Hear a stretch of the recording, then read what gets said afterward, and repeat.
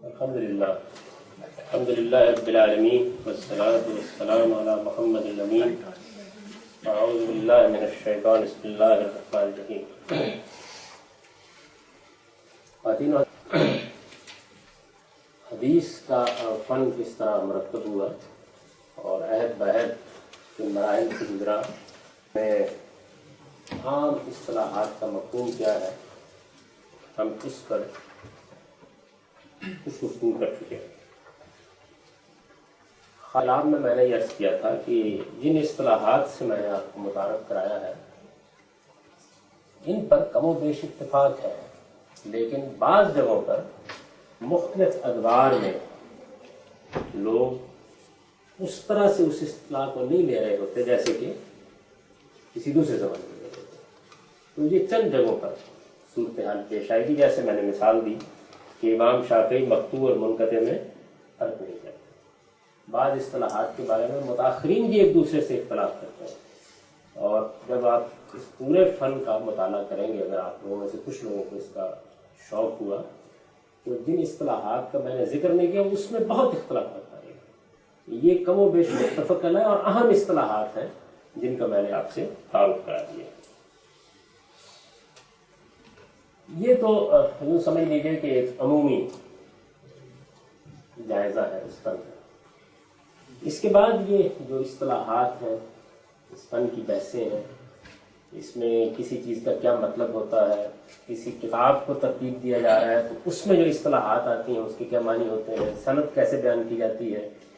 ظاہر ہے کہ یہ جو پورا علم ہے جس کا ایک مختصر سا خلاصہ میں نے آپ کے سامنے بیان کیا ہے، یہ علم بھی ابتدا ہی سے مرتب ہونا شروع ہو گیا تھا. ہمارے پاس جو سب سے قدیم کتاب اس فن کی اس وقت موجود ہے وہ حاکم کی معرفت علوم الحدیث ہے. سب سے جو قدیم کتاب ہے، یعنی اس سے پہلے کوئی زیادہ اہم چیزیں نہیں ہیں، سب سے قدیم چیز یہی ہے. پھر اس کے بعد ابن صلاح کی علوم الحدیث ہے جس کو مقدمہ ابن صلاح کے نام سے عام طور پر یاد کیا جاتا ہے. پھر امام نووی کی اب تقریب بالتحصیل ہے، تدریب الراوی اسی کی شرح ہے، اور پھر نخبۃ الفکر ہے. یہ وہ کتابیں ہیں جو مختلف ادوار میں لوگوں نے اس فن میں لکھی اور اچھی ہے.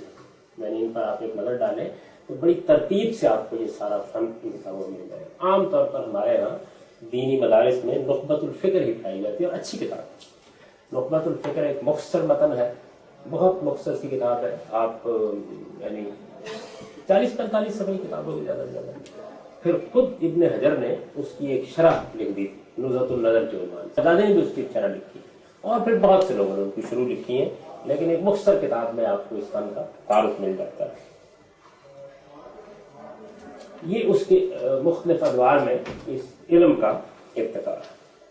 بعد کے زمانوں میں پھر جب زیادہ استقصاء کے ساتھ چیزیں ہمارے سامنے آنے شروع ہوئی ہیں اور قدیم سے جائزہ لوگوں نے دینا شروع کیا، تو اب کچھ اور معلومات بھی ہمیں اس میں حاصل ہو گئی ہیں. مثلا یہ معلوم ہو گیا ہے کہ قاضی ابو محمد حسن بن عبد الرحمن بن خلاد الرام ہرمزی نے سب سے پہلے اس فن کو مرتب کیا، اور ان کی کتاب اب مخطوطوں کی شکل میں اس وقت میسر ہے، یعنی چھپی نہیں ابھی تک.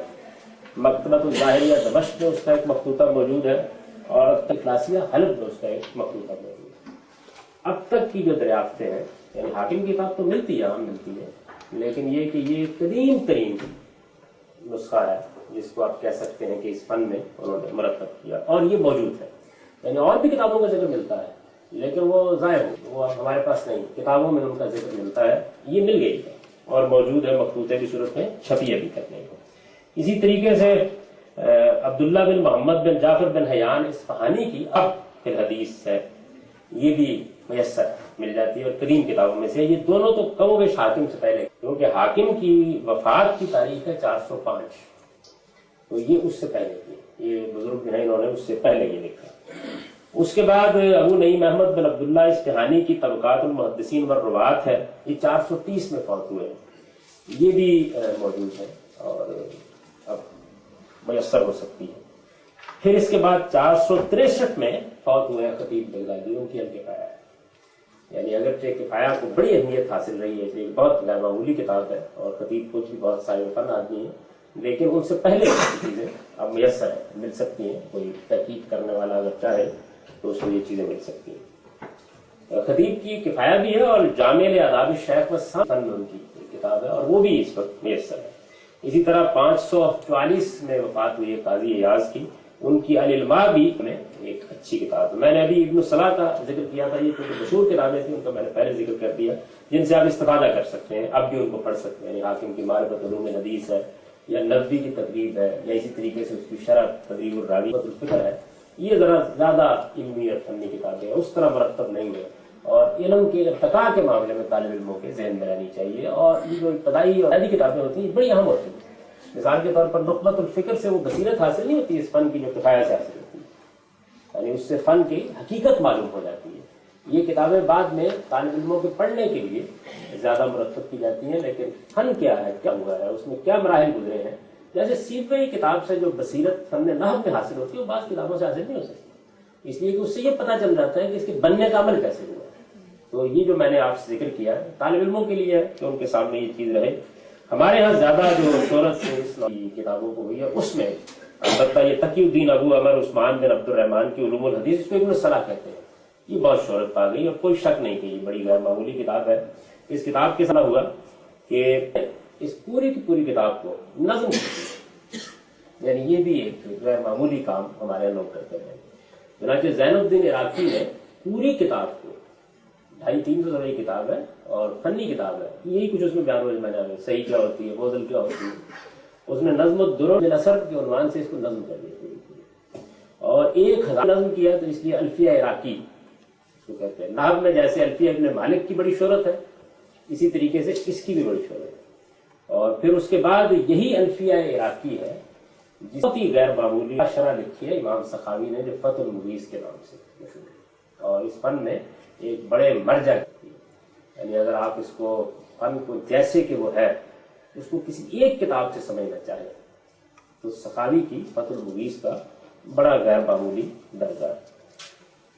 ایک اور کتاب بھی اسی طرح کی ہے جس میں اسی طرح اشعار میں بیان کی گئی بیگونیہ. یہ ہمارے ہاں کم متعارف ہے لیکن دوسرے بعض مغربی علاقوں میں زیادہ متعارف ہے. ہمارے ہاں زیادہ شہرت فتح المغیث کو ہوئی ہے اور ادھر زیادہ بیگونیہ کو ہوئی ہے. تو یہ بھی اسی طرح کی چیز ہے. یہ میں نے مختصر صاحب کو بتا دیا کہ یہ اصل میں وہ تصانیف یا وہ کتابیں ہیں جن کتابوں کے ذریعے سے آپ، میں نے عرض کیا، اس کی تفصیلات معلوم کرنا چاہیں تو آپ کر سکتے ہیں. یعنی فن کی تاریخ کیا ہے، کیسے پیدا ہوا ہے، اصطلاحات کیسے وجود میں آئی ہیں، اصطلاحات کے مفاہیم کیا ہے، مختلف زبانوں میں یہ اصطلاحات کیا صورت اختیار کرتی رہی ہیں، اس میں مختلف لوگوں نے کیا بحثیں کی ہیں. ان کو جاننے کے لیے پہلے میں نے آپ کو یہ بتا دیا کہ 4-5 کتابیں جو عام ملتی ہیں چھپی ہوئی، نخبۃ الفکر آپ کو مل جائے گی، معرفت علوم الحدیث مل جائے گی، ابن صلاح کا مقدمہ عام مل جائے گا، نبوی کی تقریب پر تحصیل مل جائے گی، تدریب الراوی بھی چھپی ہوئی موجود ہے، اس کی شرح سیوطی کی وہ بھی مل جائے گی. یہ تو عام کتابیں ہیں. لیکن اگر کوئی آدمی زیادہ دقت نظر کے ساتھ فن کا مطالعہ کرنا چاہے تو وہ ان کو بھی دیکھ سکتا ہے. اس میں تو بعض تو مخطوطے ہیں اور دعا کرنی چاہیے چھپ جائیں، لیکن الکفایہ ملتی ہے اور الکفایہ کو پڑھنے سے معلوم ہوتا ہے کہ وہ کافی حد تک کفایہ ہے، یعنی کفایت کر جاتی ہے. اور یہ ٹھیک کہتے ہیں جو محدثین بھی کہتے ہیں اور ماہرین کہتے ہیں کہ کل نجال اللہ، یعنی کفایہ کا درجہ یہ ہے کہ باقی سب لوگوں نے گویا اسی پر انحصار کیا گیا. وہ سیدھوی کتاب کو جو درجہ حاصل ہے اس فن میں وہی ان کتابوں کو بھی حاصل ہے، جس میں کفایہ ہمیں میسر ہے اور باقی جو ہے وہ زیادہ تر میسر نہیں ہے. مخطوطوں کی شکل میں ان کا ذکر ہم پڑھتے ہیں. یہ اس کا مختصر سا میں نے آپ کو فن کا تعارف کرا دیا. ایک چھوٹی سی بات جو درمیان میں سے رہ گئی تھی اس کا ذکر کر دوں میں، اور وہ یہ کہ جس طرح میں نے آپ سے عرض کیا تھا نا کہ ایک اصطلاح حدیث کی کتابوں کے بارے میں یہ تھی جس میں نبی صلی اللہ علیہ وسلم کی طرف روایت بیان کی جاتی ہے اور راوی کے لحاظ سے اس کو بیان کرتے ہیں. یعنی ابو بکر صدیق کی روایتیں، عمر کی روایتیں، اس میں موضوع کا نہیں خیال رکھا جاتا تو اس کے لیے مسند کی اصطلاح استعمال ہے. مسند احمد بن حنبل کا مطلب یہ ہے، یعنی ایک تو مسند وہ ہے جو خود روایت کی اصطلاح ہے، ایک مسند کتابوں کے بارے میں بھی لفظ بولا جاتا ہے، یعنی جس میں مصنف نے یہ طریقہ اختیار کیا ہے کہ اس نے ایک آدمی کو لے لیا اور اس کی سب روایتیں ایک جگہ جمع کر دی، پھر دوسرے کو لے لیا اس کی. مسند احمد بن حنبل کو اگر آپ پڑھیں تو اس میں آپ کو مثلا سب سے پہلے حضرت ابوبکر صدیق کی سب روایتیں مل جائیں، پھر حضرت عمر کی سب روایتیں مل جائیں. ایسے ہی ایک خاص ترتیب کے ساتھ انہوں نے ایک ایک آدمی کو لیا ہے. اس میں یہ زیر بحث نہیں ہوتا کہ روایت کا موضوع کیا ہے. یعنی سیدنا ابوبکر صدیق کی پہلی روایت ہو سکتا ہے وہ نماز کے بارے میں درج کر رہے ہیں، دوسری روایت جو ہے وہ کسی اور چیز کے بارے میں درج کر رہے ہیں، روزے کے بارے میں درج کر رہے ہیں. پھر بعد کے زمانے میں یہ ہوا کہ مختلف مصنفین نے ابواب کے لحاظ سے کتابوں کو مرتب کرنا شروع کر دیا. تو مسند کے مقابلے میں ان کتابوں کو کہتے ہیں مصنف. سب سے پہلی مصنف عبد الرزاق ہے. بخاری بھی مصنف ہے, مسلم بھی مصنف ہے. مصنف کا مطلب یہ ہے کہ کتاب میں مصنف نے, یعنی کتاب تو مصنف ہے, یعنی تصنیف کرنے والے نے اس کتاب میں ابواب قائم کر دیے. موضوعات کے لحاظ سے حدیثوں کو ترتیب دے دیا ہے, یعنی راوی کے لحاظ سے ہے تو مسند, اور موضوعات کے لحاظ سے ترتیب دے دیا ہے تو وہ مسند ہے. اب ایک نظر حدیث کے مجموعوں پر بھی ڈال لی جس سے پہلے کہ ہم آگے بڑھے. حدیث کے مجموعوں میں سب سے پہلے تو ہمیں جو تاریخی طور پر اولین مجموعے معلوم ہوتے ہیں اس میں مثلا زہری مجموعہ معلوم ہوتا ہے کہ انہوں نے ایک باقاعدہ مجموعہ مرتب کیا تھا, بعد کے لوگ اس سے لکھ کر دیا تھا کتاب حدیث. اس کے بعد عبد الملک بن عبد العزیز بن جریج جو ہے, ان کا مجموعہ ایک زمانے میں ہوا. امام سنانی کا مجموعہ, یہ جو عبد الملک بن عبد العزیز بن جریج ہے یہ 150 ہجری میں فوت ہوئے ہیں. امام سنانی 153 ہجری میں فوت ہوئے ہیں. پھر سفیان ثوری کے بارے میں بیان کیا جاتا ہے کہ ان کا بھی ایک مجموعہ تھا اور یہ 161 میں فوت ہوئے. عبداللہ بن مبارک بہت مشہور محدث ہیں, ان کا بھی ایک مجموعہ بیان کیا جاتا ہے, 181 میں فوت ہوئے تھے. اور راوی کے لحاظ سے جو بہت مشہور ہوئی کتابیں ان میں ایک تو مسند احمد بن حنبل ہے, یہ بھی ابتدائی زمانے کی کتابوں میں سے ہے, اور ایک مسند ابو داؤد طیالسی, یعنی یہ دو کتابیں بڑی غیر معمولی اس فن میں شہرت رکھتی ہیں مسند ہونے کے لحاظ سے, یعنی راوی کے لحاظ سے. موطا امام مالک وہ ابواب کے لحاظ سے, اور اس میں امام مالک نے حدیثیں بھی داخل کر دی اور اپنی فقہ کے مسئلے بھی اس میں شامل کر دیں, یعنی وہ ایک جامع سی کتاب بن گئی.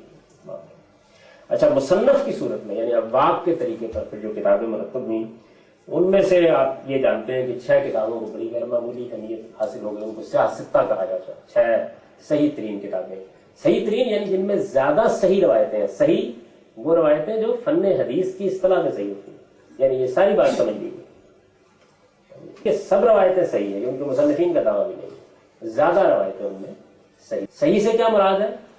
اردو والا صحیح نہیں, بلکہ حدیث کی اصطلاح میں جس کو صحیح روایت کہا جاتا ہے. تو اس لحاظ سے ان کو سیاہ ستہ کہتے ہیں. اس میں بس ایک نظر ڈال لیجیے کہ بخاری جو ہے ان کی 256 کی وفات ہے, ان کی کتاب بہت مشہور ہے جامع الصحیح. پھر مسلم ہے, ان کی 261 کی وفات ہے, یعنی قریب قریب کے زمانے میں دنیا سے رخصت ہوئے ہیں. ابو داؤد کی 275 کی ہے, ترمذی کی 279 کی ہے, نسائی کی 303 کی ہے, ابن ماجہ کی 273 کی ہے. تو یہ 6 کتابیں جو ہیں یہ آپ دیکھیں کہ یہ ایک دوسرے سے ملتے ہوئے زمانے ہی میں کہوں گے, بلکہ استاد شاگرد ہیں ان میں سے بعض لوگ, انہوں نے مرتب کر دی. ان میں سے بخاری اور مسلم میں تو ہر طرح کی روایتیں ہیں, یعنی اس میں آپ کو تقلید کے بارے میں روایتیں مل جائیں گی, تاریخی روایتیں مل جائیں گی, واقعات مل جائیں گے, عقائد کی بحثیں بھی مل جائیں گی. لیکن ان لوگوں نے زیادہ تر احکام مرتب کیے ہیں, اور کیونکہ احکام مرتب کیے ہیں تو اس کا نام بھی سنن ابو داؤد, سنن وہ نام اس کا رکھ دیا. لوگوں نے بھی بعض کتابیں مرتب کی اور اچھی ہیں, لیکن ان کو وہ شہرت حاصل نہیں ہوئی. مثال کے طور پر 255 میں دارمی نے اپنی سنن مرتب کی, ان کی وفات 255 میں ہوئی, اور آپ یہ دیکھیے کہ اس کو یہ حیثیت حاصل نہیں ہو سکی. یہ تو حدیث کی جو مشہور کتابیں ہیں وہ ہیں. ان کے بعد پھر یہ دور آ گیا کہ ان کتابوں کا کوئی خلاصہ بیان کیا جائے, مختلف کتابوں کی روایتیں ایک جگہ جمع کر دی جائیں, اور اسی طریقے سے سب کتابوں کو ایک جگہ جمع کر دیا جائے. یعنی یہ ظاہر ہے کہ بعد کے دور کی چیزیں ہیں. اس میں سب سے زیادہ جو شہرت حاصل ہوئی وہ مصباح السنہ کو حاصل ہوئی. امام بغوی کی جو مصباح السنہ ہے, سب سے زیادہ شہرت اس کو مجموعوں میں, یعنی جس میں انہوں نے بخاری سے بھی مسلم سے بھی مختلف جگہوں سے روایتیں لے کے جمع کر دیا. تو یہ سارے عالم اسلام میں مصباح السنہ کا ایک بڑا مقام رہا. اب کوئی جانتا بھی نہیں کیوں, اس کی اصل میں مساوی اسی کی تلخیص کہیے, توضیح کہیے, جو کچھ کہیے, یعنی اسی پر مبنی ہے. تو امام بغوی کی کتاب اس میں آ گئی ہے ساری کی ساری, اس وجہ سے مشکات کو بڑی غیر معمولی تاثر ہوگی. یہ ولی الدین تبریزی کی ہے. سیوطی نے جمع الجوامع جامع الصغیر لکھی ہے. نبی ریاض الصالحین کو اس طرح کے مجموعوں میں بڑی مقبولیت حاصل ہوئی. یہ جو مجموعہ ہے یہ کوئی فنی مجموعہ نہیں ہے, اس میں تو یہ کیا گیا کہ روایتوں کی مختلف جو کتابیں ہیں ان کا انتخاب کر لیا گیا ہے, ایک اچھی ترتیب دے دی گئی ہے. یہ زیادہ تر کام اس میں یہ کیا گیا ہے. جن شروع سے شروں سے آپ کو اس فن کے امہات کے بارے میں، حدیث کے اندر کیا مضامین ہے، اس کی پوری تاریخ کیا رہی ہے، کیا کیا لوگ سوچتے رہے ہیں، بہت اچھی معلومات ملتی ہیں اس میں۔ ایک کی شرح ہے فتح الباری، یعنی وہ صرف شرح نہیں ہے بلکہ وہ فن حدیث کے انسائکلوپیڈیا ہے۔ آپ دیکھنا چاہیں، مجھے سنت کی تحقیق اور تدوین میں بڑی مدد ملی فتح الباری سے۔ اس طریقے سے بعض اوقات مسئلے کی پوری تاریخ وہ واضح کر دیتے ہیں کہ پھر جو عام غوغا ہوتا ہے جس سے آدمی متاثر ہو جاتا ہے، بعض بات کہہ رہے ہیں، وہ ٹوٹ جاتا ہے، معلوم ہو جاتا ہے کہ اصل حقیقت کیا ہے اس کی۔ اسی طرح مسلم پر ندوی کی شرح ہے، وہ بھی اگرچہ نسبتاً مختصر ہے لیکن اس فن کے بعض پہلوؤں کو جاننے اور بعض حدیثوں کے بارے میں سلف کا موقف معلوم کرنے میں اس کی بڑی۔ نیل الاوطار شوکانی، یعنی اگر کسی موقع پر کسی روایت کے مال ہو مال ہے وہ سمجھنا ہو کسی طالب علم نے تو بڑی مدد دے گی، اہم شروع میں سے ہے۔ اور شوکانی خود بھی بڑے آدمی ہیں، ایک مجتہد کے درجے کے آدمی ہیں، اور پھر ہمارے ہندوستان کو بھی شرف حاصل ہے کہ مولانا مبارک پوری کی تحفۃ العوضی بھی اسی درجے کی چیز ہے۔ یعنی ایک کتاب ایسی بھی ہے کہ جو اس فن میں شروع میں یہ ترمذی کی شرح ہے۔ مولانا یہ ہمارے استاد مولانا امین حسن اصلاحی کے استاد ہیں حدیث میں، تو مولانا عبد الرحمان محدث مبارک کی، یہ اسی علاقے کا ایک چھوٹا سا گاؤں ہے، یہ وہی مبارک پور ہے جس کے ایک بزرگ عالم نے، اس میں بہت علماء پیدا ہوتے رہتے ہیں، چھوٹا سا قصبہ گاؤں ہے، جس کے ایک بزرگ عالم نے الرحیق المختوم لکھی، جس کو سیرت کی کتابوں میں اول انعام ملا کرتے ہیں۔ تو یہ مولانا کی تحفۃ العوضی بھی بہت غیر معمولی ہے، بلکہ مولانا اصلاحی بھی بتاتے تھے کہ انہوں نے جب تحفۃ العوضی کو لکھ چکے تھے تو تب وہ ان سے پڑھنے کے لیے گئے ہیں، تو انہوں نے پوچھا کہ میں آپ کو کون سی کتاب آپ پڑھنا چاہیں گے، تو مولانا نے کہا کہ آپ ترمذی کے ماسٹر ہیں، وہی پڑھا دیجیے، اس لیے کہ اسی پر آپ نے کام کیا۔ تو یہ بڑی غیر معمولی کتاب ہے۔ ایک مختصر سا تعارف شیعوں کی کتابوں کا بھی ہو جانا چاہیے، اس لیے کہ وہ بھی بہرحال حدیث کی نسبت کرتے ہیں۔ فرق کیا ہے؟ فرق یہ ہے کہ وہ حدیث لازماً سیدنا علی تک پہنچائیں گے یا ان چند صحابہ تک جن چند صحابہ کو وہ سمجھتے کو ایمان پر قائم رہ جائیں، ان کے ہاں یہ تحدید ہے۔ تو ان کی جو کتابیں ہیں ان میں سب سے، اور یہ کتابیں بہت بعد کے زمانے میں، یعنی یہ تو آپ سمجھیے کہ ہمارا یہ سارا ذخیرہ جب مرتب ہو چکا تھا اس کے بہت بعد میں مرتب ہوئی ہے۔ تو اس میں ان کی 4 کتابوں کو بڑی حیثیت حاصل ہے۔ ایک تو الکافی ہے یعقوب الکلینی کی، دوسری محمد بن علی بابر القمی کی ہے من لا یحضر الفقیہ، تیسری تہذیب الاحکام ہے، اور الاختصار ہے محمد طوسی۔ یعنی یہ 4 کتابیں جو ہیں یہ ان کے ہاں یہی حیثیت رکھتی ہیں جو ہمارے ہاں سیاست تک حاصل ہے، اہل سنت کے ہاں سیاست تک حاصل ہے۔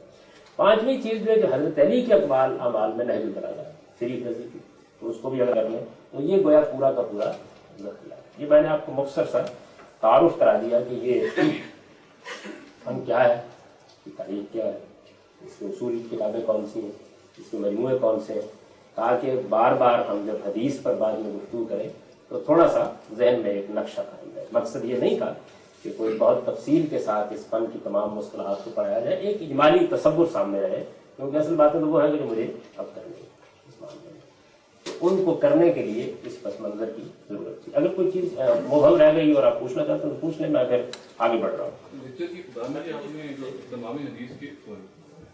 لیکچر کے شروع میں اہتمام حدیث کے حوالے سے آپ نے 4 روایات، یہ اس پہ کوئی کامنٹ مزید کریں گے کہ آپ کی یہ غلط تبصرہ ہے؟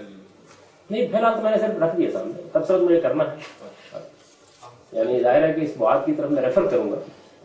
سر یہ شیعہ کی کتابیں آپ نے بتائی، ان کی وہ سندیں اسی طرح دیتے ہیں جس طرح ہمارے یہاں ایسے ہی وہ ہوتی لمبی ہے اس لیے کہ بعد کے زمانے کی، لیکن ایسے ہی کسی امام تک پہنچا دیں گے، زیادہ تر حضرت علی تک پہنچ میں اس طرح یہ فن مرتب ہوا ہے کہ اس میں اور جاگ کریں ہم، تو کوئی اس کی ضرورت ہی نہیں۔ اس کی وجہ یہ ہے کہ ان کے ہاں حضرت علی بھی معصوم ہے، وہ تو خیر ہمارے ہاں بھی یہی صورتحال ہے، اور بعد کے جتنے بزرگ ہیں وہ ان کے ائمہ ہوتے ہیں زیادہ تر، تو وہ بھی معصوم ہے، تو ان کو اس کی کیا ضرورت ہے؟ لیکن کرتے ہیں ویسے اس طرح کی، ایسا نہیں کہ کرتے نہیں، ویسے کرتے ہیں۔ تو اب جناب کتاب میں نکال لیجیے جہاں میں نے اس فن پر اپنا نقطہ نظر بیان کیا، مبادی تدبر حدیث۔ تدبر سنت کے مبادی ہم نے پڑھ لیے تھے، اب مبادی تدبر حدیث ہم پڑھنا شروع کر رہے ہیں، اور یہ اس کو پڑھنے کے لیے ایک مختصر پس منظر تھا، اس پر میں نے چند اشارات کر دی۔ میں نے یہ لکھا ہے کہ نبی صلی اللہ علیہ وسلم کے قول و فعل اور تقریر و تصویر، یہ میں پہلے عرض کر چکا ہوں نا کہ حدیث اسی کو کہتے ہیں، یعنی یا تو اس میں بات بیان ہوگی قول، یا حضور نے کوئی کام کیا اور دیکھنے والا بیان کر رہا ہے کہ آپ نے ایسے کیا تو فعل، اور یا کوئی کام آپ کے سامنے کیا گیا اور آپ نے اس پر نکیر نہیں کی، دینی کام تھا۔ ظاہر ہے کہ بالکل قرینہ قیاس بات ہے کہ اگر آپ کے سامنے کوئی غلط دینی کام کیا جا رہا ہوتا تو آپ روکتے نا اس سے، تو اس کو تقریر و تصویب کہتے ہیں، یعنی آپ نے برقرار رکھا اس بات کو۔ نبی صلی اللہ علیہ وسلم کے قول و فعل اور تقریر و تصویب کی روایتیں جو زیادہ تر اخبارات کے طریقے پر نقل ہوئی ہیں، یعنی اب دیکھیں نا ایک اصطلاح آ گئی، میں پہلے عرض کر چکا ہوں کہ جو روایتیں ایک ایک دو دو آدمیوں سے ہم کو ملی ہیں، تاریخی روایتیں حضور کی زندگی کے بارے میں، قول کی، فعل کی، ان کو فنی اصطلاح میں اخبار احادی کہتے ہیں۔ عام تو ہم حدیث کہتے ہیں، لیکن فنی زبان میں ان کو اخبار احاد کہتے ہیں۔ اور جنہیں اصطلاح میں حدیث کہا جاتا ہے، ان کے بارے میں یہ دو باتیں ایسی واضح ہیں کہ کوئی صاحب علم انہیں ماننے سے انکار نہیں کر سکتا۔ یعنی اس سے پہلے کہ آپ اس فن کو پڑھیں، یہ دو باتیں جو ہیں یہ ایسی ہیں کہ ان کے بارے میں دو رائے ہو نہیں سکتی، الا یہ کہ آدمی کو بحث کرنے کا شوق ہو تو وہ کر لے۔ ایک یہ کہ رسول اللہ صلی اللہ علیہ وسلم نے ان کی حفاظت اور جو اشاعت کے لیے کبھی کوئی اہتمام نہیں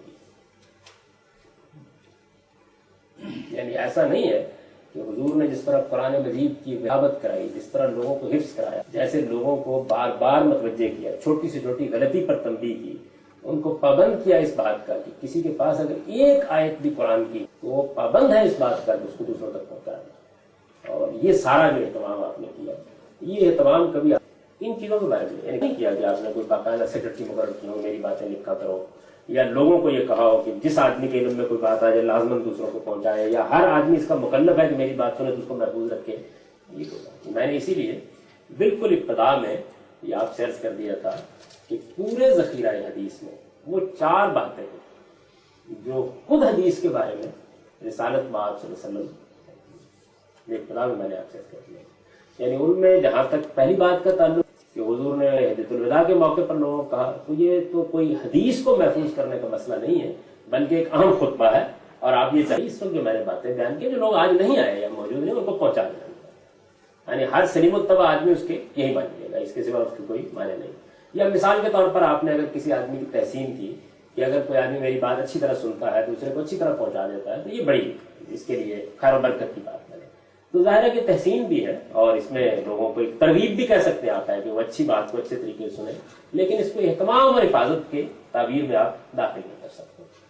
تو یہ اس وجہ سے یہ بات کم و بیش متفق ہے، اس پہ بحث نہیں ہو سکتی کوئی بھی، ایک سادہ حقیقت ہے کہ رسول اللہ صلی اللہ علیہ وسلم نے ان کی حفاظت اور تبلیغ و اشاعت کے لیے کبھی کوئی اہتمام نہیں۔ ایک بات۔ دوسری یہ کہ ان سے جو علم حاصل ہوتا ہے وہ کبھی علم یقین کے درجے تک نہیں پہنچتا، یعنی جو علم ان سے حاصل ہوتا ہے، ایک آدمی یہ بیان کرتا ہے کہ حضور نے یہ کہا یا حضور نے یہ کیا، تو ہمیں اس سے کچھ علم حاصل ہوا ہے نا، اس علم کا کیا درجہ یہ ہے کہ یہ بالکل یقینی ہو گئے؟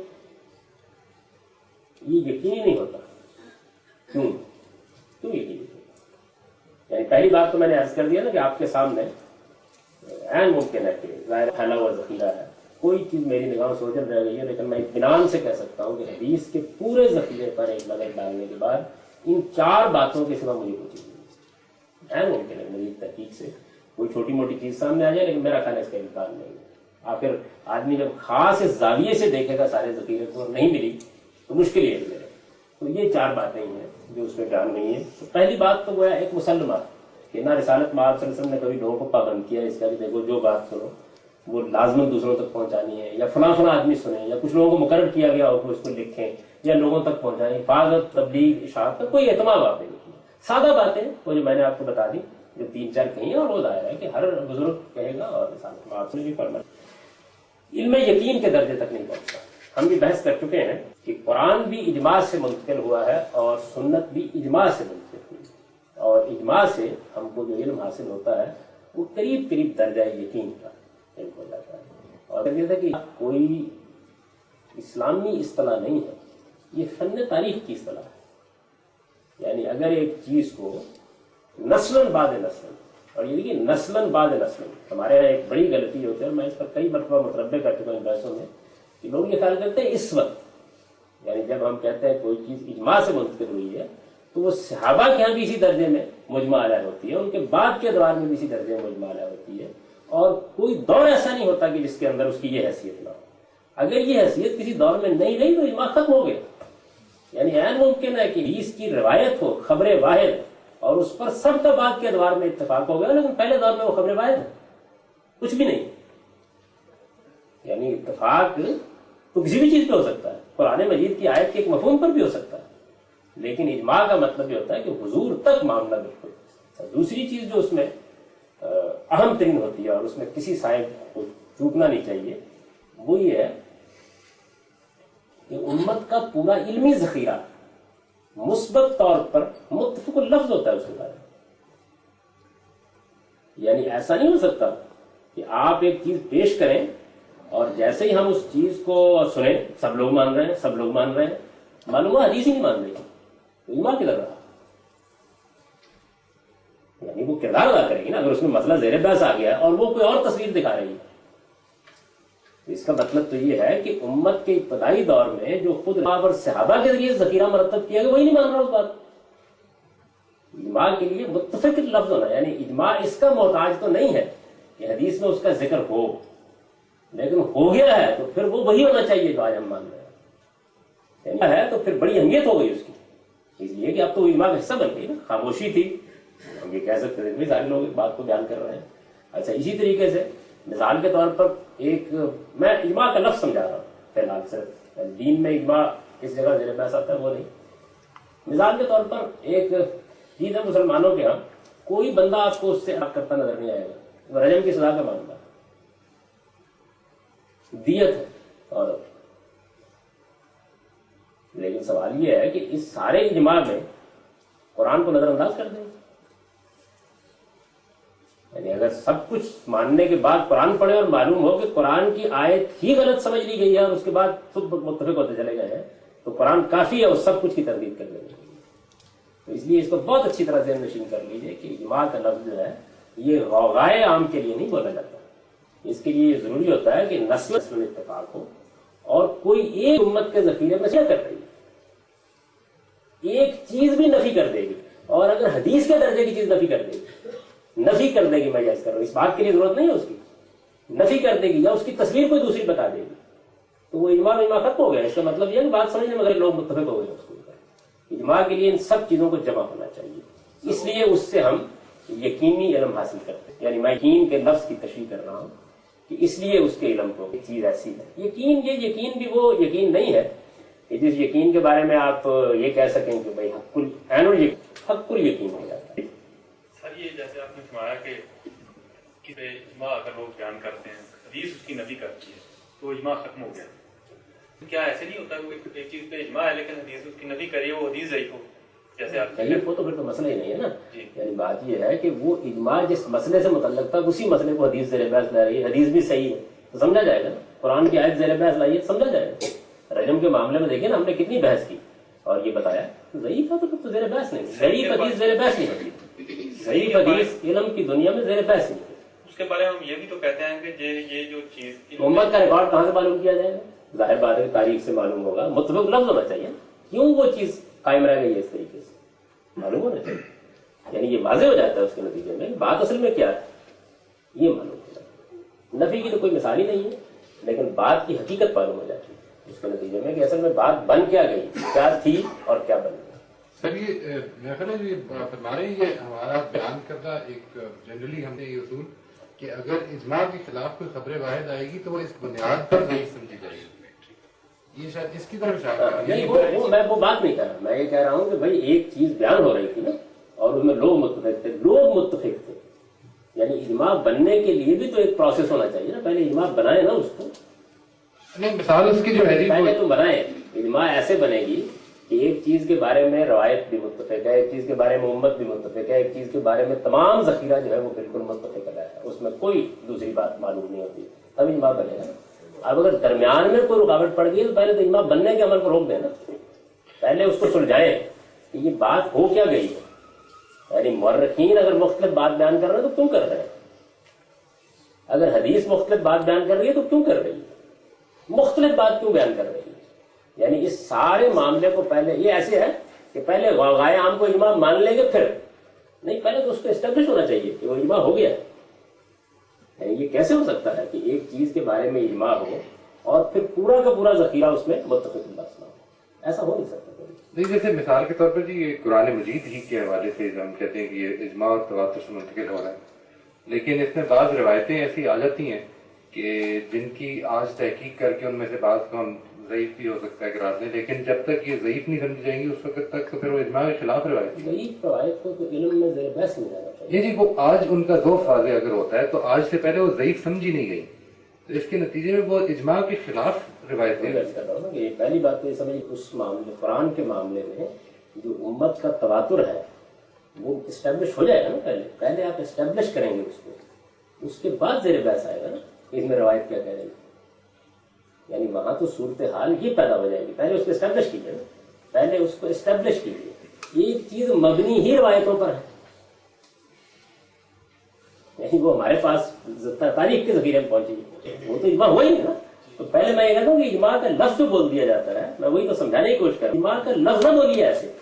इजमा के लफ्ज का मतलब गौगाए आम नहीं होता। इसका मतलब ये नहीं होता कि लोग बहुत से वो बात कह रहे हैं, बल्कि ये पूरी चेन ट्रेस करते हैं आप।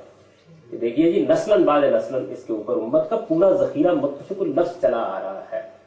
अब उससे कोई मुख्तलिफ चीज सामने आ गई है। मेरा मतलब ये नहीं कि रद्द कर देंगे हम, नहीं, उस पर तो गौर किया जाए। ये क्यों नहीं, क्या वजह है इसकी, क्या सबब है इसका, कैसे है ये मतलब। तो इस वजह से हम ये कहते हैं कि इजमा से यकीनी नहीं हासिल होता है। यानी उसमें असल में सारा का सारा जखीरा एक जगह खड़ा हो जाता है, और अगर सारा जखीरा एक जगह खड़ा नहीं, मतलब कुरान कुछ और तस्वीर बना रहा है, रवायत कोई और तस्वीर, तो मौजूद बहस बनेगा ना। वो क्यों बना रहा है, वजह क्या है इसकी, सबब क्या हो गया इसका, क्या बायस बना है। जैसे ये रजम के बारे में हम कहते हैं कि ये इसके ऊपर इजमा है। इसमें दो हिस्से हैं इसके। एक ये है कि रसूलुल्लाह ने रजम किया, इसका इजमा है, ना हदीस इसके खिलाफ है, ना तारीख इसके खिलाफ है, ना बाद का दौर इसके खिलाफ है, इसके खिलाफ। क्यों किया,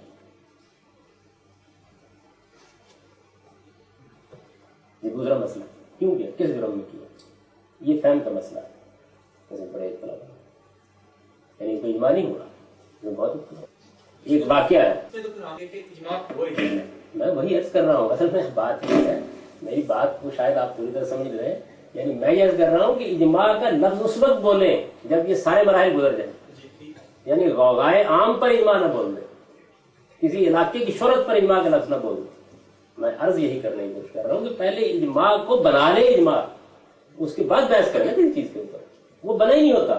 बाद औकात एक बात बस शायद जाय होती है, आम लोगों के अंदर राइज हो गए, फुकहा उस पर मुत्तफिक हो चुके होते हैं, वो आमतौर पर बयान कर रहे थे। सारे जखीरे को जब सामने रखते हैं तो बाद औकात तो सूरत ये होती है कि 5-6 सदियों तक मामला चल रहा होता है, आगे गायब होना शुरू हो जाता है। अक्सर बेशतर सूरत ये हो जाती है कि आगे गायब होना शुरू हो जाता है, आगे का तारीखी रिकॉर्ड उसको बयान नहीं कर रहा होता। जैसे वाकया करबला में हज़रत हुसैन पहली तारीख को आ गए, ये हो गया वो हो गया, इजमा था इसके ऊपर। मुआस्सिर तारीखें जो है वो बिल्कुल दूसरी तस्वीर बयान कर रही है उसमें। तो मेरा कहने का मतलब नहीं कि इजमा पहले एस्टेब्लिश हो गया और अब रवायत, उस वक्त रवायत भाग फेंक दी जाएगी। इस इजमा के एस्टेब्लिश होने के अमल के अंदर इसकी बड़ी अहमियत है। रवायत क्या कह रही है, अगर उस मौजूद से मुताल्लिक कुरान क्या कह रहा है, आसार क्या कह रहा है, पहले उसको एस्टेब्लिश तो कर लीजिए। मैं नफी इजमा की नहीं कर रहा, नफी इसी कर रहा हूँ कि गौगा को इजमा न करा। यानी आमतौर पर एक चीज राइज होती है, उसके बारे में लोगों में एक अमूमी चलन होता है, लोग जब हम जिसकी बुनियाद उसको देखना चाहिए। यानी सारे जखीरे को सामने रख कर पहले फिर ये स्टेटमेंट देना चाहिए कि इस पे इजमा होगा, यानी ये इजमा है, ये इजमा से नकल हुआ। मतलब देखिए ना, मैंने जैसे मिसाल दी कि भाई रसूलुल्लाह सल्लल्लाहु अलैहि वसल्लम ने कुछ लोगों को संसारी की सजा दी, ये तो ठीक है, हर आदमी ने देख लिया। हुजूर सल्लल्लाहु अलैहि वसल्लम ने दाढ़ी रखी है, तो हर आदमी बयान करेगा, इसमें इजमा के खिलाफ नहीं, क्या बात है, क्या वजह है इसकी, क्यों रखी, क्या सबब का मसला है, इसके बारे में बहस होगी। ये आसान नहीं है मामला। हैसियत क्या है उसकी हैसियत दीनी है, उसकी हैसियत एक रवायत की है, उसकी हैसियत एक खूबी की है, उसकी हैसियत कोई फितरी अमल की है। इसके बारे में उम्मत को मुत्तफिक लफ्ज होना चाहिए। उसमें अगर मिसाल के तौर पर रवायतें ही दूसरी जगह खड़ी हैं तो गौर कर लें, थोड़ी देर रुक, इस मामले में सूरत हाल क्या है। तो ये इसको समझ लेना चाहिए कि पहले इजमा के एस्टेब्लिश होने का अमल ठीक होना चाहिए।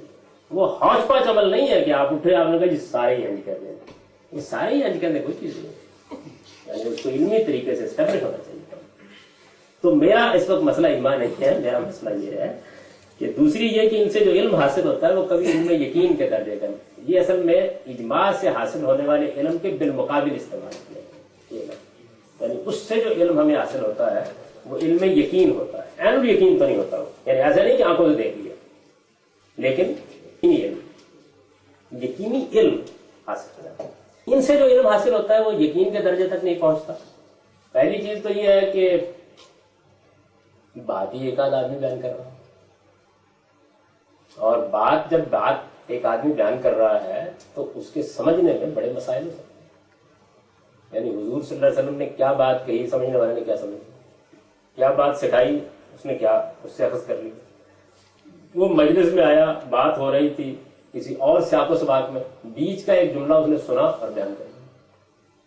چنانچہ سیدنا ابو بکر، سیدنا عمر، ظاہر ہے کہ ان کے پاس خلافت رہی ہے، تو آپ نے دیکھا ہوگا ایک زمانے میں اشاعت میں پورا سلسلہ مضامین کا ہم نے چھاپا تھا، جس میں بہت سی روایات کے بارے میں بتایا گیا تھا کہ جب وہ خود صحابہ کرام نے بیان کی اور صحابہ کرام کے سامنے بیان کی تو انہوں نے شریک جرا کر دی اس کو، یعنی سیدہ عائشہ نے سیدنا عمر جیسی شخصیت کے بارے میں یہ کہا کہ آدمی بعض اوقات، میں یہ تو نہیں کہتی کہ جھوٹ بولتے، ان سما یختی، سننے میں غلطی کہا جاتا، بڑی اہم بات تھی جس کے سننے میں غلطی لگتی ہے، یعنی یہ کہ مردے جو ہیں اگر گھر والے رو رہے ہوں تو ان کے رونے سے ان کو عذاب ہوتا ہے، انہوں نے کہا کہ معاذ اللہ مطلب روئے ہم عذاب ان کو ہو جائے، تو بات یہ تھی نہیں جو کہی گئی، سننے میں غلطی لگتی ہے، بڑے سے بڑے آدمی کو غلطی لگ جاتی ہے، کوئی شخص معصوم نہیں ہوتا۔ اجماع کے معاملے میں تو اصل میں فہم کا مسئلہ ہی نہیں ہوتا، ایک واقعہ ہے جو ہو گیا ہے، ایک معاملہ ہے جس کو شائع و ظاہر کر دیا گیا ہے، ہر آدمی کو بیان کر رہے ہوتے ہیں، لیکن یہاں تو یہ ہے کہ ایک آدمی نے بات سنی ہے، پتہ نہیں کس جگہ سنی ہے، معلوم نہیں کس پس منظر میں سنی ہے، گفتگو کیا ہو رہی تھی، بس بات کیا تھی، کچھ سے کچھ ہو جاتا ہے، یعنی اس میں انہوں نے تصحیح کی نا کہ بھئی جملہ یہ تھا، بن یہ گیا، اور دیکھو اس سے کیا مسئلہ پیدا ہو گیا۔ اسی طریقے سے آپ دیکھیں کہ خود سیدنا عمر کتنی سختی اپنے زمانے میں کرتے تھے۔ حضرت ابو موسیٰ اشعری ہے غالباً، وہ ان کے گھر آئے اور گھر آ کے انہوں نے 3 مرتبہ السلام علیکم کہا اور واپس ہو گئے۔ وہ اتنی دیر میں باہر آ گئے، انہوں نے کہا واپس کیوں جا رہے ہیں؟ انہوں نے کہا حضور نے یہ کہا تھا کہ بھئی جو قرآن میں ہے نا کہ آپ السلام علیکم کہیں، اور اگر گھر والے نہیں جواب دیتے تو چلے جائیں، یا کہہ دیتے ہیں چلے جائیے، تو حضور نے کہا تھا کہ 3 مرتبہ، سنس کی بات ہے کہ آخر آدمی کہتا ہی تو نہیں جائے گا نا۔ حضرت عمر نے کہا کہ گواہ لاؤ ورنہ تمہاری ایسی میں ماروں گا، یعنی وہ بیچارے بھاگے اور کہتے پھرتے تھے کہ میری پیٹھ بچاؤ۔ بلکہ ایک صحابی جنہوں نے بعد میں یہ کہا کہ نہیں بات ٹھیک کہہ رہے ہیں، انہوں نے حضرت عمر سے بھی کہا کہ رسول اللہ کے صحابہ جو ہیں ان کے معاملے میں اتنی سختی نہیں کرنی چاہیے، لیکن ہر روز سختی کر جائے، یعنی اتنی سختی کر جائے۔ بعض اوقات وہ یہ کرتے تھے کہ اچھا تم یہ بات رسول اللہ صلی اللہ علیہ وسلم کی نسبت سے بیان کرو، قسم کھاؤ، یعنی اس کے معنی یہ معاملہ آسان نہیں ہے، بات پتہ نہیں کیا ہو گئی ہے، کیا بن گئی ہے، بلکہ اس پر انہیں بڑا تعصب، انہیں یہ احساس تھا کہ یہ بات حضور نے کہی کہ 3 مرتبہ تو میرے علم میں نہیں آئی۔ تو بعد میں انہوں نے کہا کہ اصل میں اس زمانے میں چونکہ باہر کچھ اپنے زمین دیکھنے کے لیے چلا جاتا تھا تو یہ معلوم ہوتا ہے کہ اس وقت رہ گئی، انہیں تعصب بھی ہوا اس بات پر، لیکن تحقیق انہوں نے کر ڈالی۔ اچھا یہ مشہور روایت ہے فاطمہ بنت قیس کی، یعنی وہ بیچاری اپنا معاملہ بیان کر رہی ہیں کہ جی مجھے 3 طلاق دے دی گئی تھی اور رسول اللہ نے مجھے نان نفقہ نہیں دلوایا تھا شوہر سے، یعنی وہ اپنا معاملہ بیان کر رہی ہے۔ حضرت عمر نے یہ کہہ کے ان کی بات ماننے سے انکار کر دیا کہ نہیں، اللہ کی کتاب بالکل صحیح ہے، اس معاملے میں میں تمہاری بات نہیں مان سکتا، ہم اللہ کی کتاب کو عورت کی روایت پر نہیں چھوڑ سکتے، کوئی درمیان میں راوی حائل نہیں ہے، یہ کیا چیز ہے؟ ظاہر ہے کہ یہ وہی جر و نقص کا معاملہ ہے۔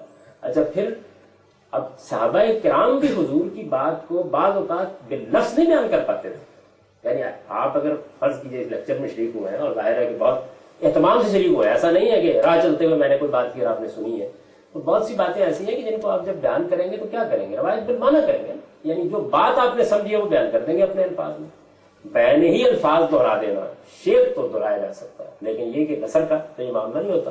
اور اس کی سب سے جو بڑی نازک اور عمدہ مثال ہے حدیث میں، وہ رات کو سونے کی دعا کی مثال، یعنی حضور نے وہ دعا خود سکھائی ایک صحابی کو، یعنی اس میں فرق دیکھیے کیا ہے، ایک ہے بات بیان کی، خطبہ دیا، تقریر کی، کسی سوال کا جواب سننے والے نے بیان کر دی، یہاں اہتمام کیا ہو رہا ہے کہ آپ وہ دعا اس آدمی کو خود سکھا رہے ہیں، آپ نے وہ دعا، یہ جو مشہور دعا ہے نا اسلمت نفسی الیک ووجہت وجہی الیک، یہ حضور نے خود سکھائی ایک صحابی کو، اور اس سے اگلے دن سنی، اور آپ دیکھیے اس نے دعا پوری یاد کر لی، آخر میں آخری حصہ ہے اس کا کہ آمنت بکتابک الذی انزلت ونبیک الذی ارسلت، یعنی میں ایمان لایا اس کتاب پر جو ہے پروردگار تو نے نازل کی ہے، اور تیرے اس نبی پر جسے تو نے رسول بنا کے بھیجا ہے۔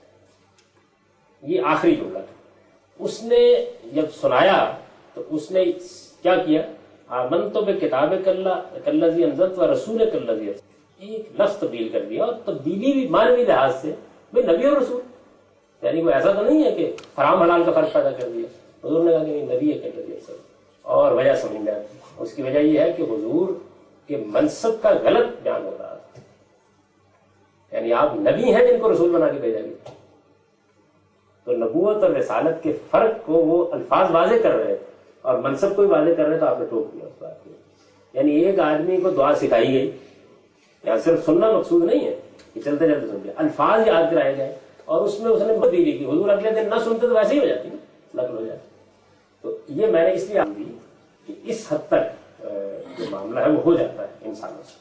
اچھا، پھر یہی معاملہ نہیں ہوتا، بلکہ اس کے بعد جب سند درمیان میں حائل ہونی شروع ہو گئی، یعنی اب صورتحال یہ نہیں کہ صحابہ بیان کر رہے ہیں، صحابہ تو حضور کی طرف کسی غلط بات کی نسبت نہیں کرتے، یہ بات ٹھیک ہے، قرآن کے نصوص سے بھی یہ بات معلوم ہوتی ہے، کیونکہ قرآن مجید نے ان کے بارے میں یہ بتا دیا ہے کہ اللہ تعالیٰ ان سے راضی ہو گیا، اور اللہ تعالیٰ ان سے راضی ہو گیا تو یہ تو نہیں ہو سکتا کہ حضور کی طرف جھوٹ باندھنے کے بعد بھی راضی ہو گیا۔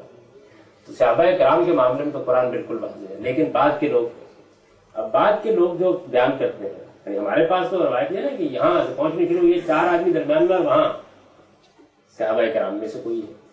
تو اس ساری سند کے دوران میں جو بات بیان ہو رہی ہے، اب اس کی تحقیق کی جائے گی، محدثین اس کی تحقیق کریں گے، ماہرین فن۔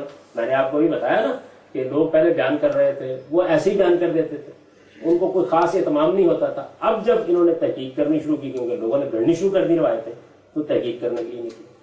اب جب ہم بخاری میں پڑھتے ہیں کہ یہ بخاری کے نزدیک نہیں ہے، یا مسلم میں پڑھتے ہیں، تو یہ کیا ہے؟ یہ ایک صاحب فن کی تحقیق ہے، اور اس تحقیق میں دیکھیے کتنے مسئلے حائل ہیں۔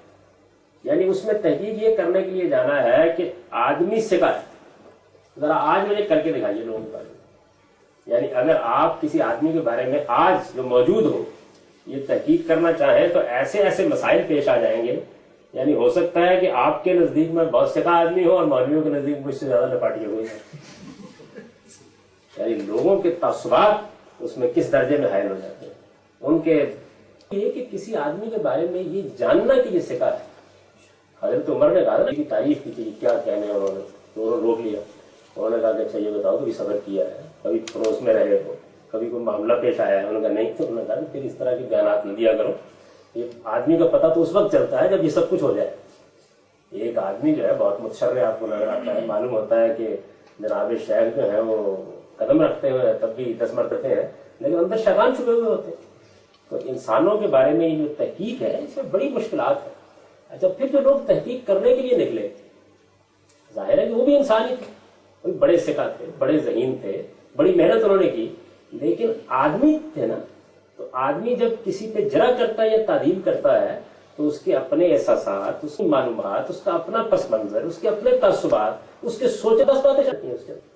یعنی ایک تو مشکل یہ ہے کہ بندے کے بارے میں جانا ہی کیسے جائے کہ یہ کیا ہے، معاملہ پڑے گا معلوم ہوگا کوئی اس کے ساتھ، یہ ایک مشکل چیز ہے اس میں یہ۔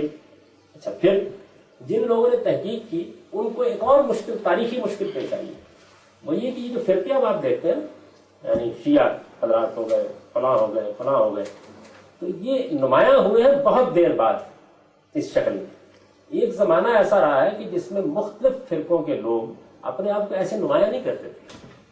جب وہ نمایاں نہیں کرتے تھے تو بظاہر تو وہ صحیح عقائد کے لوگ ہی جاتے تھے، لیکن اب کون یہ بتائے کہ جس کو صحیح عقیدے کا سمجھ لیا گیا تھا وہ اصل میں تو اس وقت فلاں اور فلاں تھا، اور جب فلاں اور فلاں تھا تو پھر آدمی اپنے عقیدے کے معاملے میں روایات گھڑنے سے بھی باز نہیں ہوتا۔ یعنی یہ تو دنیا میں ہوا، آج بھی ہوتا ہے۔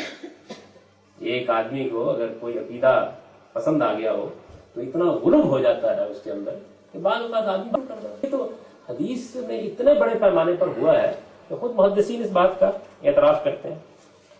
اچھا، پھر اور ایک چیز اور کر دی ہمارے ماہرین فنی نے کر دی، وہ یہ کر دی کہ انہوں نے یہ طے کر لیا کہ بھائی اگر کوئی دین کا حکم بیان ہوا ہے، کوئی مسئلہ بیان ہوا ہے، پھر تو ہم ہندی کی چندی کریں گے، بڑی تحقیق کریں گے، لیکن اگر ترغیب ہے، ترغیب ہے، تلقین کی بات ہے تو ہم زیادہ تحقیق نہیں کریں گے۔ اب وہ ہمارے پاس دوبارہ تحقیق کرنے کا کوئی رائے نہیں ہے، کرنی انہوں نے تھی، زمانہ ان کا تھا، انہوں نے یہ مساوات برت دی اس معاملے میں، اور یہ نہیں دیکھا کہ اگر احکام سے شریعت اور قواعد غلط ہوتے ہیں تو اس طرح کی جو روایتیں ہیں ترغیب کی، تلقین کی، اس سے پورا دین خراب ہو جاتا ہے۔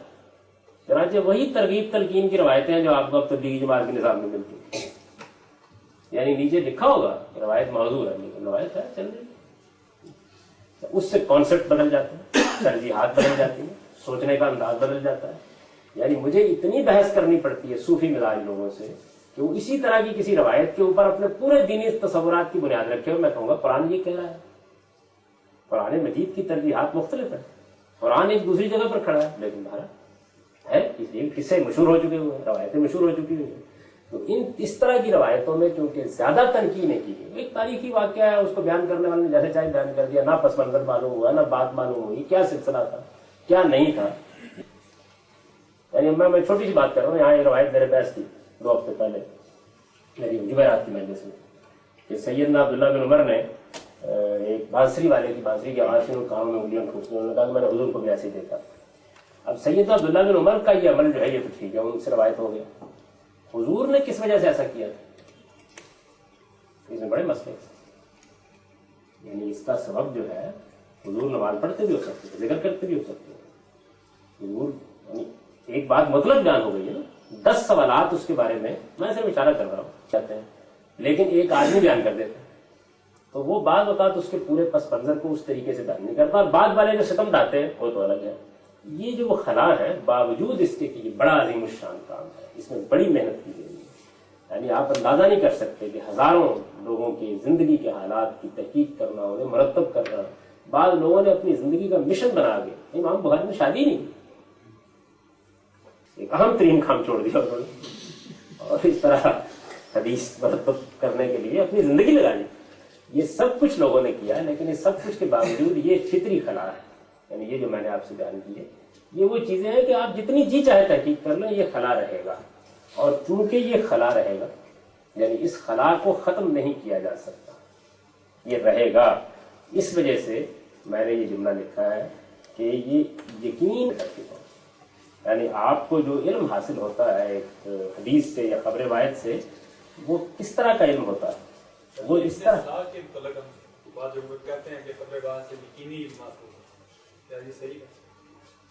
ابن حزم کہتے ہیں، محدثین نے، ابن حزم ہے صرف اور چند ظاہری اور بزرگ جن کو یہ اصرار ہے، ورنہ سب یہی کہتے ہیں کہ اس سے جو علم حاصل ہوتا ہے وہ کیا علم ہے، وہ ظن غالب ہے۔ ظن غالب کا مطلب گمان نہیں ہوتا، ہمیں سارے تاریخی معلومات میں یہی علم حاصل ہوتا ہے نا، گمان غالب ہوتا ہے کہ ایسے ہی ہوا، یعنی سارے کرائم جمع ہو گئے، بات بھی ٹھیک لگتی ہے، لوگ بھی معقول ہیں بیان کرنے والے، تو ہم یہ کہتے ہیں کہ بہت زیادہ ایسے ہی ہوا ہوگا بات، لیکن آپ کہیں گے یہ ایسے ہی ہوا ہے، یعنی یہ اگر دنیا میں کسی ذریعے سے تاریخی معاملات میں حاصل ہوتا ہے تو اس سے حاصل ہوتا ہے، یہ اخبار احاد سے نہیں ہو سکتا۔ اس وجہ سے میں نے یہ 2 جملے لکھے، اور یہ جو دوسری بات ہے اس پر سوائے چند لوگوں کے، یہ جو دوسری بات ہے کہ ان سے جو علم حاصل ہوتا ہے وہ کبھی علم یقین کے درجے پر نہیں پہنچتا، اس بات کے بارے میں سوائے 2-4 لوگوں کے پوری امت کے علم کم و بیش متفق ہے، سب یہ مانتے ہیں کہ یہ نہیں کہا جا سکتا کہ یقینی حاصل ہو جاتا۔ اچھا، اب اگر یہ 2 باتیں ٹھیک ہیں، وقت ہو گیا، تو یہ 2 باتیں ہیں گویا، یعنی جو میں نے یہ سارا پس منظر آپ کو بیان کیا ہے اس میں بنیادی چیز یہ 2 چیزیں ہیں کہ ہمارے اخبار احاد ہیں، جو حدیث کی چیزیں موجود ہیں، وہ رسالت مآب صلی اللہ علیہ وسلم کا تاریخی ریکارڈ ہے، قول فعل تقریر کو لوگوں نے بیان کر دیا ہے، حضور نے اس کے لیے کوئی اہتمام نہیں کیا، نہ اس کی حفاظت کا نہ اس کی تبلیغ و اشاعت کا، یہی بات کی، اور یہ کوئی صاحب علم اس کا انکار نہیں کر سکتا الا یہ کہ وہ بحث بڑھائے، اور دوسرے یہ کہ ان سے جو علم حاصل ہوتا ہے وہ ویسا ہی علم ہوتا ہے کہ جیسے تاریخی چیزوں کا ہمیں حاصل ہوتا ہے، جب قرائن جمع ہو جاتے ہیں، اچھے لوگ بیان کرتے ہیں، ہم مطمئن ہو جاتے ہیں اس کے بارے میں، لیکن یہ کہ وہ علم یقین کے درجے تک حاصل ہو جاتا ہے، یعنی اس میں وہی بات میں نے کی کہ ظن غالب، یعنی ہم یہ بھی کہہ سکتے ہیں کہ یہ یقین کے قریب سے پہنچ گئے، یقین نہیں کہہ سکتے۔ یہ 2 باتیں جو ہیں یہ حدیث کے بارے میں بالکل متفق علیہ باتیں ہیں، मुत्तफ़क़ ना अहले इल्म और मुहक्किकीन के नज़दीक, और दूसरा ये कि इनका इनकार करना सवाए मुकाबरत के मुमकिन है। ये दो बिल्कुल मुतल्लिक़ इन पर चूँकि आगे मुकदमात का इंसार है, इस पर हम इंशाअल्लाह अगली नशिस्त में बहस करेंगे, और मुझे तवक्को यही है कि ये अगली दो नशिस्तों में 2 अगस्त को ये बहस हदीस की खट बनेगी। अक़ूलु क़ौली हाज़ा।